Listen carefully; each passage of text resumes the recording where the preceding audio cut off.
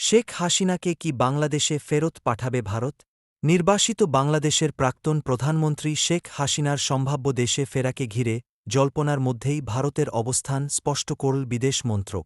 দিল্লি জানিয়েছে, শেখ হাসিনাকে প্রত্যর্পণের জন্য বাংলাদেশ সরকার যদি আনুষ্ঠানিকভাবে কোনো আবেদন জানায়, তবে তা সম্পূর্ণভাবে আইনি প্রক্রিয়া অনুযায়ী বিবেচনা করা হবে। এই বিষয়ে ভারতের অবস্থানে কোনো পরিবর্তন হয়নি বলেও স্পষ্ট করেছে কেন্দ্র। বিদেশ মন্ত্রকের মুখপাত্র রণধীর জয়সওয়াল সাংবাদিকদের প্রশ্নের উত্তরে বলেন, এই বিষয়ে আমাদের অবস্থানে কোনো পরিবর্তন হয়নি। প্রত্যর্পণের যে কোনো আবেদন সম্পূর্ণ আইনি বিষয় এবং সেই অনুযায়ী তা বিবেচনা করা হবে।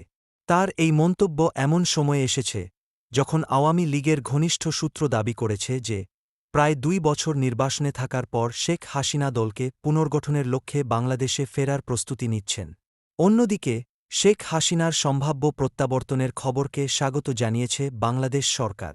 সরকারের তথ্য ও কৌশল বিষয়ক উপদেষ্টা জাহেদ-উর রহমান বলেন, তিনি ফিরতে চাইলে আমরা তাকে স্বাগত জানাই। আমরা চাই তিনি আদালতের মুখোমুখি হয়ে বিচার প্রক্রিয়ার সম্মুখীন হন। তার দাবি, বিশেষ ট্রাইব্যুনাল যে সাজা দিয়েছে, দেশের মানুষ সেই রায় কার্যকর হতে দেখতে চায়। উল্লেখ্য, ২০২৪ সালের আগস্টে ছাত্রজনতার আন্দোলনের মুখে ক্ষমতাচ্যুত হয়ে শেখ হাসিনা ভারত চলে আসেন এবং তারপর থেকেই তিনি ভারতে অবস্থান করছেন।